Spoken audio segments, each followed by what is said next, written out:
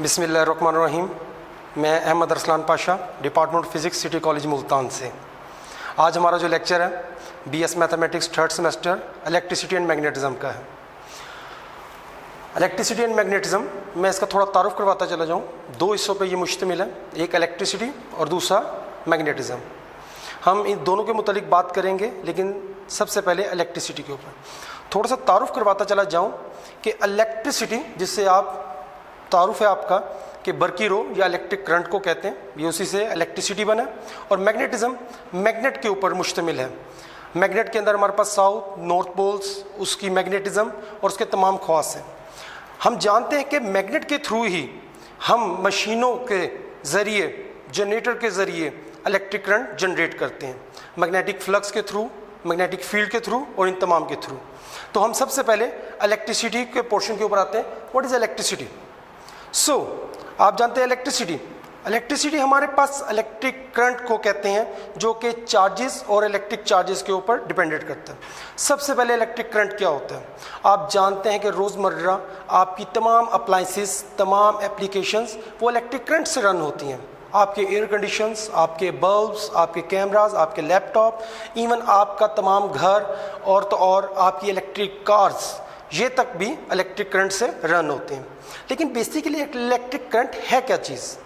ये basically number of charges की motion को कहते हैं, that is called a electric current. और अब ये चार्जेस क्या हैं? हम सबसे पहले इलेक्ट्रिक करंट को डिफाइन करने के बाद चार्जेस के ऊपर आते हैं। हमारे पास बर्की रो के अंदर, इलेक्ट्रिक करंट के अंदर छोटे छोटे चार्जेस होते हैं। ये चार्जेस दो तरह के होते हैं, कुछ चार्जेस पॉजिटिव चार्जेस होते हैं और कुछ चार्जेस नेगेटिव चार्जेस होते हैं। ये चार्जेस मिलकर इलेक्ट्रिसिटी यानी कि इलेक्ट्रिक करंट पैदा करते हैं। ये चार्जेस जब इलेक्ट्रिक चार्ज बनते हैं तब हम कहते हैं कि इलेक्ट्रिक करंट बन गया। लेकिन ये इतना आसान नहीं है। Basically positive charge positive potential से नेगेटिव पोटेंशियल की तरफ मूव करते हैं और नेगेटिव चार्ज नेगेटिव पोटेंशियल से पॉजिटिव पोटेंशियल की तरफ मूव करते हैं। इन दोनों का मुश्तरका बाहम इकट्ठे एक जगह से दूसरी जगह यानी कि ऑपोजिट डायरेक्शन के अंदर मूव करना ही इलेक्ट्रिक करंट बनता है। तो हम बेसिकली कह सकते हैं the motion of the electric charge passing through a wire or a area with a certain time period is called a electric current। या फिर हम एक और भी कह सकते हैं the time rate of change in a number of charges in a certain time period is also called a electric current। ये जो इलेक्ट्रिक करंट है, जिसके हमने अभी डेफिनेशन के मुतालिक पढ़ा, इसको हम I से डिनोट करते हैं, यानी कैपिटल I हमारे पास इलेक्ट्रिक करंट को डिनोट करता है। इसका हमारे पास जो फार्मूला होगा, चूँकि अभी बताया the rate of change in a time period of the charges called electric current, तो रेशो हमारे पास होगी delta Q over delta T के। ये आपको यहाँ शो हो रहा है इक्वेशन के अंदर, I is equal to delta Q over delta T के। आई हमारे पास यहाँ इलेक्ट्रिक करंट है, डेल्टा क्यू हमारे पास नंबर ऑफ चार्जेस हैं। ये बात याद रहे, ये बल्क नंबर ऑफ चार्जेस हैं, यानी ऑल नंबर ऑफ चार्जेस की बात हो रही है।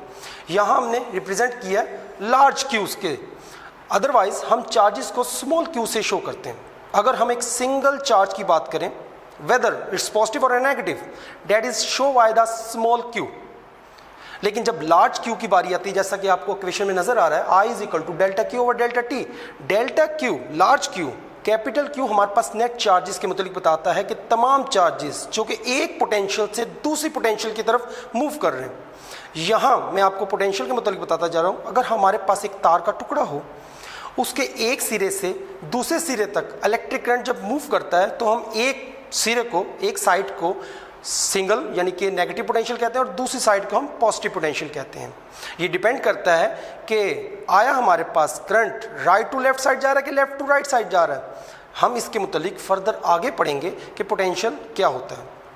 फिलहाल डेल्टा क्यू हमारे पास लार्ज क्यू तमाम बल्क नंबर ऑफ चार्जेस को शो कर रहा है। ये हमारे पास नीचे पूरी इक्वेशन लिखी हुई है, delta Q is equal to electric charge, delta T is equal to time period. जी, इलेक्ट्रिक करंट का ऐसा यूनिट है एम्पेयर, यानी कि इसको जिस साइंटिस्ट ने प्रूफ किया था उसका नाम एम्पेयर था, उसी के नेम के ऊपर इसका यूनिट एम्पेयर हो गया। 1960 के अंदर ऐसा यूनिट्स बने थे।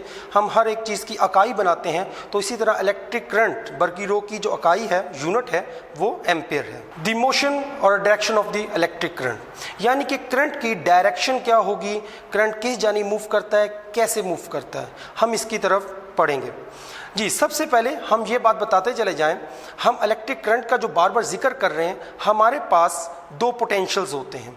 एक पोटेंशियल पॉजिटिव पोटेंशियल होता है, एक पोटेंशियल नेगेटिव पोटेंशियल होता है। जैसे कि आपको नजर आ रहा है direction of the electric current, इसके अंदर शो किया हुआ है high potential to the lower potential, यानी कि इलेक्ट्रिक करंट हमेशा हायर से लोअर की जानिब मूव करता है। सबसे पहले higher potential. What is a higher potential?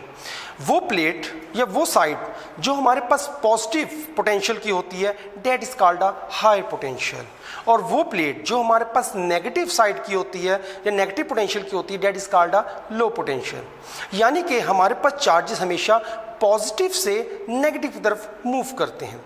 यानी कि पॉजिटिव से नेगेटिव की तरफ मूव करना कि पॉजिटिव इलेक्ट्रिक चार्ज को जनरेट करवा रहा है, वो इलेक्ट्रिक चार्ज जनरेट होकर पॉजिटिव से नेगेटिव साइड पर मूव करते हैं। तो यहां आपको शो हो रहा है कि मैंने लिखा हुआ है हाई टू लो पोटेंशियल और also positive side to negative side, ये दोनों चीजें ठीक है। नेक्स्ट हमारे पास आपको अब ये दो फिगर शो हो रही हैं। एक हमारे पास ऊपर वाली रेड साइन के अंदर पॉजिटिव शो हो रहे हैं और लोअर नेगेटिव शो हो रहे हैं ब्लू कलर्स के। ये आपको शो करवाया गया कि चार्ज स्मॉल क्यू ये हमारे पास एक जनरेट हो रहा है ऊपर पॉजिटिव से नेगेटिव की तरफ, यानी हाई पोटेंशियल से लोअर पोटेंशियल की तरफ। बेसिकली हमारे पास जितने भी नंबर ऑफ चार्ज प्रोड्यूस होते हैं वो पॉजिटिव से प्रोड्यूस होते हैं और नेगेटिव की तरफ मूव करते हैं। यहां आप सोच रहे होंगे क्या इलेक्ट्रिक करंट की डायरेक्शन भी यही है? जी बेटा, इसकी डायरेक्शन भी पॉजिटिव टू नेगेटिव होती है, यानी कि हाई पोटेंशियल से लोअर पोटेंशियल की तरफ करंट मूव करता है। ये आपको यहां हमने परपेंडिकुलर शो किया हुआ है। दूसरी डायग्राम के अंदर मैंने यही चीज हॉरिजेंटल के अंदर शो की हुई है। जैसा कि आपको दूसरी डायग्राम शो हो रही है, इसके अंदर आपके राइट साइड पर पॉजिटिव पोटेंशियल और लेफ्ट साइड पर नेगेटिव पोटेंशियल है। यहां भी आप देख सकते हैं कि पॉजिटिव पोटेंशियल से नेगेटिव पोटेंशियल की तरफ इलेक्ट्रिक करंट मूव कर रहा है। शुरू के दौर में यूं समझा जाता था कि इलेक्ट्रिक करंट सिर्फ यूनिडायरेक्शनल है, यानी कि सिर्फ पॉजिटिव से नेगेटिव की तरफ चार्जेस मूव करते हैं तो हमारे पास इलेक्ट्रिक करंट मूव होता है। लेकिन वक्त के साथ साथ पता लगा कि ऐसा नहीं है। हमारे पास इसके अंदर दो चार्जेस होते हैं, एक पॉजिटिव चार्ज होते हैं, एक नेगेटिव चार्ज होते हैं। अगर पॉजिटिव चार्ज हायर पोटेंशियल यानी कि पॉजिटिव पोटेंशियल से प्रोड्यूस होके नेगेटिव पोटेंशियल को जा रहे हैं, same like as negative charge negative potential से प्रोड्यूस होंगे और पॉजिटिव पोटेंशियल की तरफ मूव करेंगे। अब ये नेगेटिव चार्ज क्या है? नेगेटिव चार्ज को बेसिकली इलेक्ट्रॉन्स कहते हैं।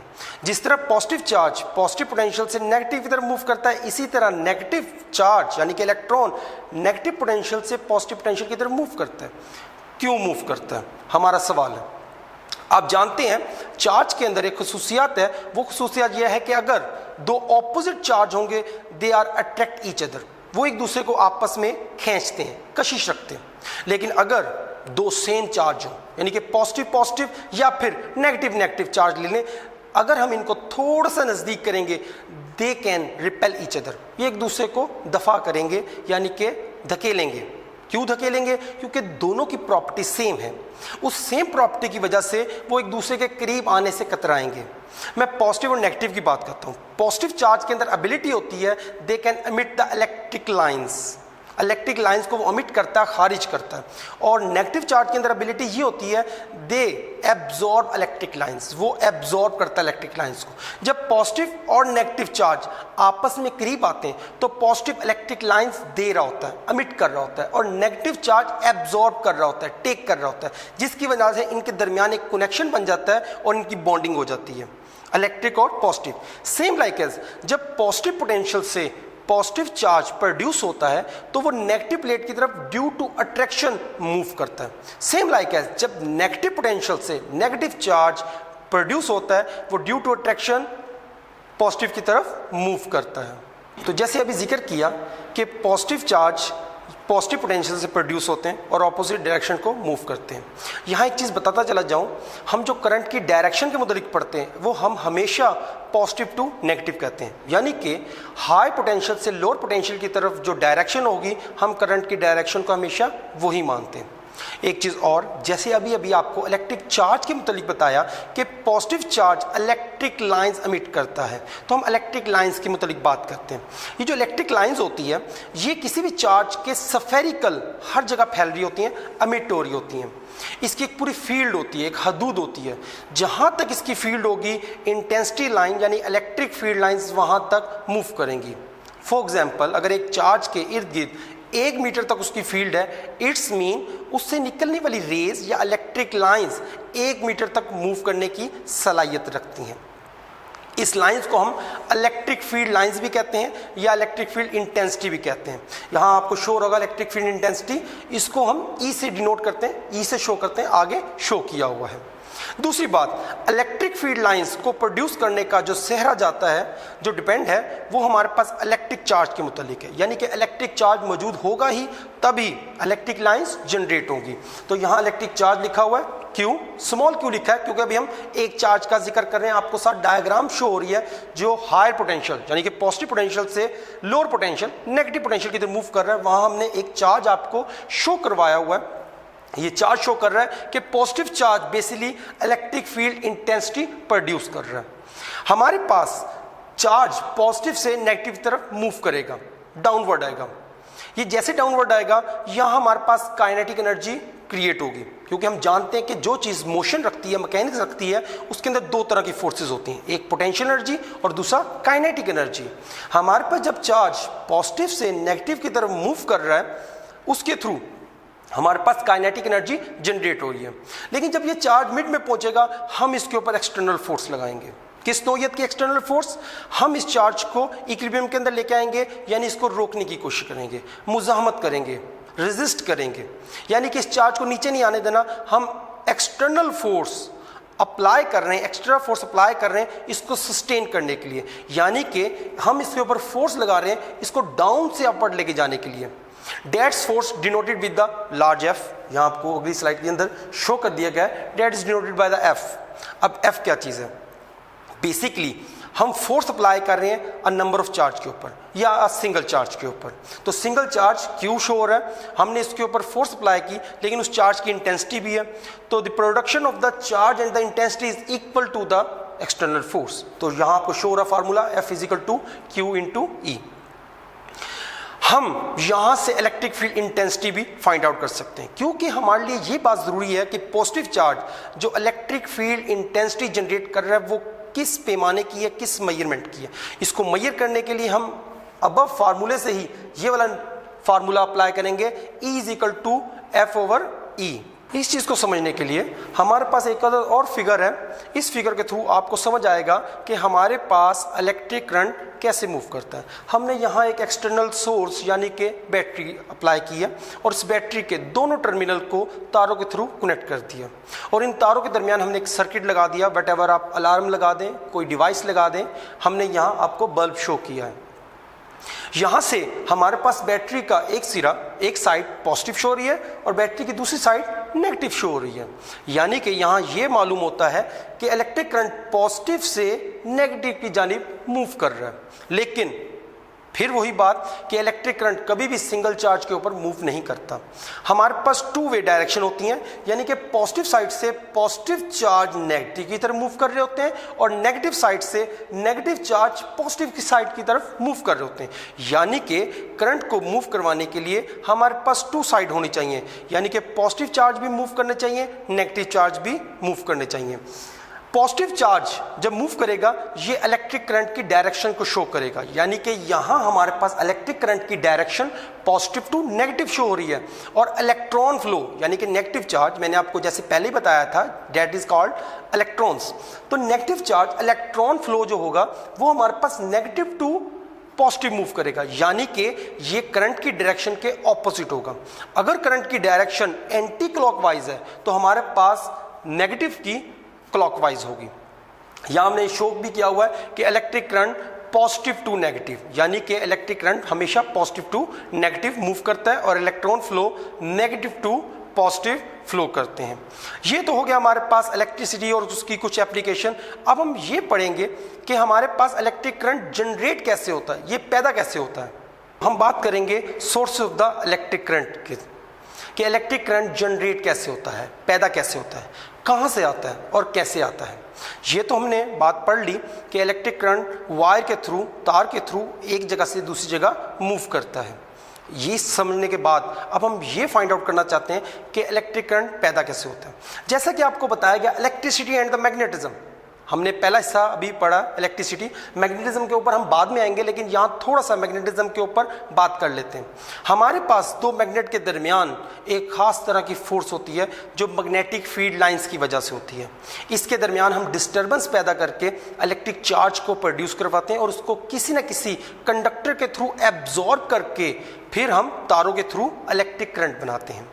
तो हम इसके ऊपर बाद में जाएंगे। हम सोर्सेज के मुतालिक पढ़ते हैं कि सोर्सेज के क्या हैं। सबसे पहला सोर्स, जैसे कि आप देख रहे हैं, मैकेनिकल सोर्स या mechanical energy. What is a mechanical energy? Mechanical energy वो सोर्स है जिसके थ्रू हम इलेक्ट्रिक करंट पैदा करते हैं। इसके अंदर हमारे पास सबसे मेन पार्ट वो जनरेटर आते हैं, इलेक्ट्रिक जनरेटर और डीसी और एसी जनरेटर। हम जनरेटर के ऊपर रहते हैं। What is a generator? Generator के अंदर हमारे पास एक कॉइल होती है जो कि बल्क नंबर ऑफ टर्न्स के ऊपर होती है, यानी कि उस कॉइल के ऊपर बहुत सारे कॉइल्स को टर्न किया होता है। वो रोटर की शक्ल में होती है और उसके दोनों साइड पर मैग्नेट्स होते हैं, पॉजिटिव और नेगेटिव, यानी कि north side and south side of the magnet. जैसे हम उस रोटर को घुमाते हैं, वो उसके फ्लक्स को जब डिस्टर्ब करता है तो हमारे पास इलेक्ट्रिक करंट जनरेट होता है, यानी कि इलेक्ट्रिक जनरेटर हमारे पास इलेक्ट्रिक करंट प्रोड्यूस करता है। इसकी सबसे बड़ी एग्जांपल जो है वो हमारे पास डैम्स की है। दुनिया में बहुत सारे ममालिक के अंदर डैम्स हैं। डैम्स के अंदर क्या होता है, हम पानी को जखीरा करते हैं, स्टोर करते हैं। उसके अंदर ग्रेविटेशनल पोटेंशियल एनर्जी अप्लाई की जाती है और बहुत ऊंचाई से, फॉल से हम पानी को गिराकर, नीचे टर्बाइंस लगी होती हैं जिसके ऊपर पानी गिरता है तो वो रोटर घूमता है, यानी कि वो जनरेटर की मशीन घूमती है। उसके थ्रू हमारे पास जैसे मैग्नेटिक फ्लक्स डिस्टर्ब होता है, इलेक्ट्रिक करंट जनरेट होना जाता है। ये हमारे पास सबसे मेन सोर्स है इलेक्ट्रिक करंट को पैदा करने के लिए। यहाँ मैं एक अदद एग्जांपल और दूंगा। सिर्फ यही नहीं, वो ममालिक जहाँ दरिया नहीं है, उन ममालिक के अंदर इन जनरेटर को कोयले के थ्रू, पेट्रोल के थ्रू, फर्नेस ऑयल के थ्रू चलाया जाता है और उससे इलेक्ट्रिसिटी पैदा की जाती है। हमारे मुल्क पाकिस्तान के अंदर भी बहुत सारी बिजली डैम के थ्रू पैदा की जाती है और कुछ बिजली फर्नेस, कोयला और इलेक्ट्रिक यानी कि डीजल के थ्रू पैदा की जाती है। इसी की एक दूसरी फॉर्म है, that is a wind turbines. Wind turbine is also source of the electric current. अब विंड टर्बाइंस के अंदर क्या चीज़ है? विंड टर्बाइंस के अंदर भी वही जनरेटर यानी कि इलेक्ट्रिक मोटर लगी होती है और उसके आगे रोटर, और रोटर के आगे बहुत बड़ा फैन लगा होता है। कुदरती हवा, नेचुरल एयर जब ब्लो होती है, चलती है, तो वो बड़े बड़े पंखे उसके थ्रू चलना शुरू कर देते हैं और उसके अंदर वो मल्टीपल होकर मूव करना शुरू कर देता है। इस तरह हमारे पास इलेक्ट्रिक करंट जनरेट होना शुरू हो जाता है। ये हमारे पास एक सबसे मेन सोर्स है, that is called a mechanical energy और a mechanical source of the electric current. अब ये हमारे पास दूसरी स्लाइड आप देख रहे हैं, that is called a chemical energy. हम केमिकल के थ्रू भी इलेक्ट्रिसिटी पैदा कर सकते हैं। कैसे? हमारे पास कुछ एसिड यानी कि कुछ पानी इस तरह के होते हैं जिसके अंदर एक खासियत पाई जाती है, वो तेज तरह के पानी होते हैं जिसको तेजाब यानी कि एसिड कहा जाता है। उन एसिड के अंदर जो आयंस होते हैं, पॉजिटिव और नेगेटिव, वो रैंडमली मूव कर रहे होते हैं, स्पीडली या नॉर्मली। हम उसके थ्रू भी इलेक्ट्रिसिटी बना सकते हैं। उसका एक पूरा प्रोसेस है जिसको इलेक्ट्रोलाइसिस का अमल कहा जाता है। हम दो तरह के एनोड एंड कैथोड इलेक्ट्रोड उसके अंदर उतारते हैं और उसको बैटरी से कनेक्ट कर देते हैं। तो इसी तरह के खास हमारे पास पॉजिटिव और नेगेटिव आयन उस इलेक्ट्रोड के अंदर इकट्ठे होना शुरू होते हैं जो कि बैटरी को मुंतकिल होना शुरू हो जाते हैं। ये तमाम अमल इलेक्ट्रोलाइसिस का अमल कहलाता है। जिस चीज़ के अंदर ये अमल किया जा रहा होता है उसको वोल्टा सेल कहा जाता है। तो केमिकल के थ्रू भी हम इलेक्ट्रिसिटी पैदा कर सकते हैं। इसकी बहुत बड़ी एग्जांपल आपकी इलेक्ट्रिक बैटरीज हैं। आप बैटरी के अंदर एसिड डालते हैं तो उस एसिड डालने की वजह से उनके अंदर जो इलेक्ट्रोड, जिसको आप प्लेट्स कहते हैं कि ये 11 प्लेट्स वाली बैटरी है, ये 17 प्लेट्स वाली बैटरी है, वो प्लेट्स इलेक्ट्रोलाइसिस का अमल करना शुरू करते हैं और उस एसिड के अंदर जितनी एसिडिटी है उसके थ्रू उसको केमिकल से इलेक्ट्रिक एनर्जी के अंदर कन्वर्ट करना शुरू कर देते हैं। इसकी बहुत सारी एग्जांपल है। हम कॉपर सल्फेट भी डाल सकते हैं, हाइड्रोसल्फ्यूरिक एसिड भी डाल सकते हैं और बहुत सारे दूसरे एसिड जिसको हम केमिकल खवास के थ्रू जमा कर यानी कि रिएक्शन करवा के उससे इलेक्ट्रिसिटी प्रोड्यूस कर सकते हैं। इसके बाद हमारे पास अगला सोर्स जो आपको शो हो रहा है that is a nuclear energy. Nuclear energy क्या चीज है? न्यूक्लियर एनर्जी का साइंस के अंदर बहुत बड़ा किरदार है। जैसे कि आपको नाम से हो रहा है न्यूक्लियर एनर्जी, ये लफ्ज निकला है न्यूक्लियस से। मैं थोड़ा सा यहाँ एटम के मुतालिक आपको बताता चला जाऊं। एक एटम जो होता है उसके इर्द गिर्द हमारे पास इलेक्ट्रॉन मूव कर रहे होते हैं, के शेल, एम शेल, एन और एल शेल के अंदर। इसके अंदर डिफरेंट कॉन्फ़िगरेशन के थ्रू इलेक्ट्रॉन मूव कर रहे होते हैं। उसके अंदर हमारे पास देखा तो न्यूक्लियस होता है। न्यूक्लियस को अगर देखा जाए तो न्यूक्लियस के अंदर भी एक छोटी सी दुनिया आबाद है जिसके अंदर छोटे छोटे चार्जेस होते हैं। वो चार्जेस कौन से चार्जेस होते हैं? वो प्रोटॉन, न्यूट्रॉन चार्जेस होते हैं। What is the proton? Proton हमारे पास पॉजिटिव चार्ज होते हैं, न्यूट्रॉन हमारे पास न्यूट्रल चार्ज होते हैं, और जो कि नेगेटिव चार्ज होते हैं वो अभी अब डिस्कस कर लिया, वो न्यूक्लियस के बाहर होते हैं जो कि इलेक्ट्रॉन कहलाते हैं। Electron is a negative charge. हम जब किसी भी एटम को तोड़ते हैं तो एटम तोड़ने के सबसे पहले हमारे पास इलेक्ट्रॉन आज़ाद होते हैं। इलेक्ट्रॉन जैसे ही बाहर जाते हैं तो हमारे पास जो न्यूक्लियस होता है वो अकेला रह जाता है। उसके बाद हम उस न्यूक्लियस को तोड़ते हैं जिसके अंदर से हमारे पास एनर्जी अमिट होती है, एनर्जी खारिज होती है। क्यों खारिज होती है? न्यूक्लियस ने इलेक्ट्रॉन को बाउंड किया होता है विद अ बाइंडिंग एनर्जी के थ्रू, यानी कि वो बाइंडिंग एनर्जी एटलीस्ट हम हासिल करते हैं। और जब उस न्यूक्लियस को तोड़ते हैं उसके अंदर प्रोटॉन और न्यूट्रॉन को भी हम एज ए एनर्जी हासिल करते हैं। ये अमल एक खास तरीके से चलता है जिसको हम न्यूक्लियर रिएक्टर के अंदर चलाते हैं, फ्यूजन और फ्यूजन के थ्रू। इसके थ्रू हम काफ़ी ज़्यादा इलेक्ट्रिक एनर्जी प्रोड्यूस करते हैं। इसकी सबसे बड़ी खासियत ये है कि एक एटम या एक न्यूक्लियस टूट के 2 के अंदर कन्वर्ट होता है, 2 टूट के 4 के अंदर, 4 टूट के 8 के अंदर, और हर फ्यूजन अपनी अलग-अलग एनर्जी जनरेट करता जाएगा। यानी कि जब न्यूक्लियस टूटेगा एनर्जी जनरेट करेगा और वो आगे 2 हिस्सों के अंदर कन्वर्ट हो जाएंगे। यानी कि वो न्यूक्लियस पेरेंट एलिमेंट कहला रहा था और जो टूट के 2 आगे हिस्से बने वो डॉटर एलिमेंट कहलाते हैं, और साथ हमारे पास एनर्जी हासिल होती है। जब वो 2 डॉटर एलिमेंट फिर आगे टूटेंगे वो 2 डॉटर एलिमेंट पेरेंट एलिमेंट बन जाएंगे, और पेरेंट एलिमेंट जब से ही टूटेंगे वो 2 की बजाय 4 हो जाएंगे। वो डबल एनर्जी जनरेट करेंगे। जब वो 4 टूट के 8 के अंदर कन्वर्ट होंगे तो वो 4 दफ़ा 4 टाइम्स एनर्जी को जनरेट करेंगे। इस तरह हम इससे मल्टीपल एनर्जी जनरेट करवा सकते हैं। लेकिन यहाँ एक मसला, जैसे ये पार्टिकल अपनी पॉपुलेशन को इंक्रीज करता है, जैसे कि अभी आपको बड़ा आसान लग रहा है कि 1 से 2, 2 से 4, 4 से 6 और इसी तरह अप टू 16, 32, 64, लेकिन बाद में इसको कंट्रोल करना बड़ा मुश्किल हो जाता है। तो जस्ट इसको कंट्रोल करने की वजह से हम मुल्क के अंदर ज़्यादा न्यूक्लियर रिएक्टर नहीं लगाते, और अगर लगाते भी हैं तो इसको किसी स्क्रूडल जगह यानी कि सुनसान वीरान जगह पे लगाया जाता है, और इसको कंट्रोल करने का एक पूरा पैमाना, एक मेजरमेंट होती है, उसको हम अप्लाई करते हैं। तो ये तो था हमारे पास न्यूक्लियर एनर्जी। अब हम चलते हैं इससे नेक्स्ट एनर्जी की तरफ जो कि आपको शो हो रहा है, that is called a thermodynamic energy. हम जानते हैं हमारे इर्द गिर्द पूरी दुनिया के अंदर जो चीज़ भी रन हो रही है, मूव कर रही है, वो किसी न किसी एनर्जी के थ्रू मूव कर रही है। एनर्जी को हम थर्मोडायनेमिक का हिस्सा भी कह सकते हैं, यानी कि हर चार्ज अपने अंदर एक खास तरह की हीट रखता है, एक हिद्दत रखता है, एक हरारत रखता है। हीट को ही हम थर्मो कहते हैं। थर्मोडायनेमिक 2 लफ्ज से मिलकर बना थर्मो यानी कि हीट, डायनेमिक यानी कि मूव करना। 2 लफ्ज होते हैं, डायनेमिक एंड स्टैटिक। स्टैटिक रुका हुआ, डायनेमिक मूव किया हुआ। थर्मोडायनेमिक वो हीट जो मूव कर रही हो, जो रैंडम मोशन रखती हो, अपने अंदर इतनी एनर्जी रखती हो जो अपने आप को हिला सके, that is called a thermodynamic. इस थर्मोडायनेमिक से जैसे हम एनर्जी हासिल करते हैं, that is called a thermodynamic energy.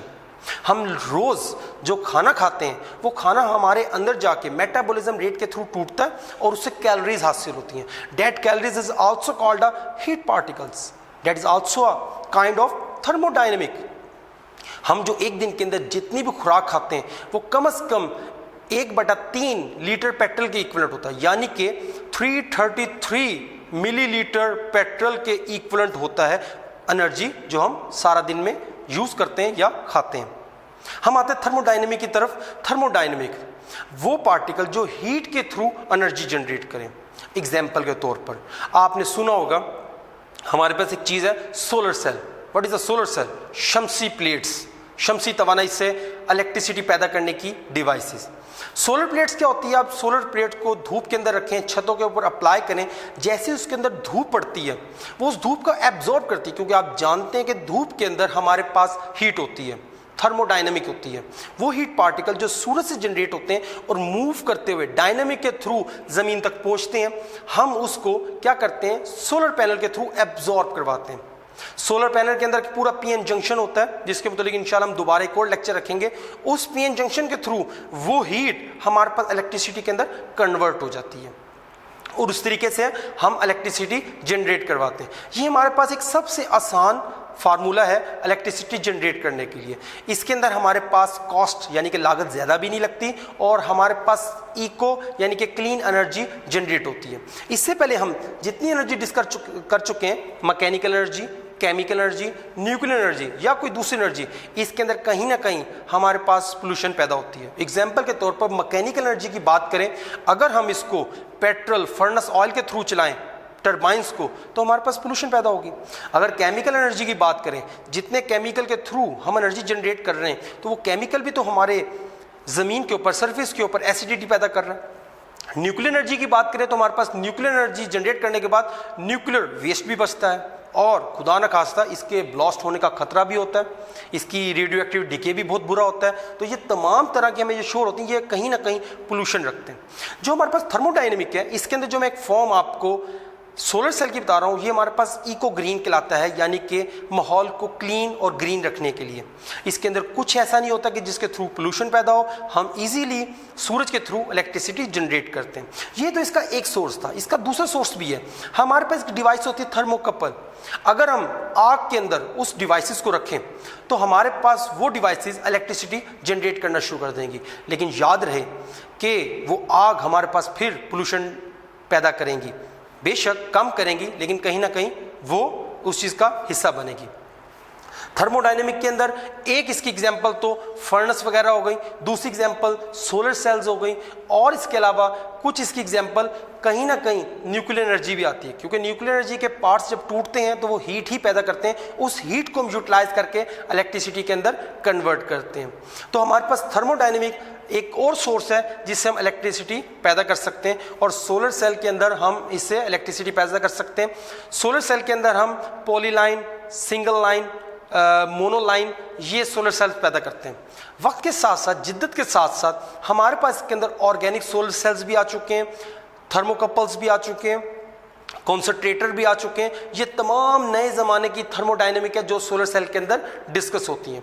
तो ये तो हमारे पास चीदा सोर्सेज थे इलेक्ट्रिसिटी पैदा करने के जो हमने डिस्कस किए। इसके अलावा कुछ नए मेथड आ गए हैं 2002 के बाद, जिसको हम रिन्यूएबल एनर्जी करते हैं। उसको हम इंशाल्लाह नेक्स्ट आर्टिकल या नेक्स्ट लेक्चर के अंदर डिस्कस करेंगे। तो आज का लेक्चर हमारा फ़िलहाल यहीं तक। तो बच्चों काइंडली उम्मीद करता हूँ आपको लेक्चर अच्छी तरीके से समझ आया होगा। कोई क्वेश्चन हो तो वो आप कमेंट्स के अंदर लिख के पूछ सकते हैं। Thank you.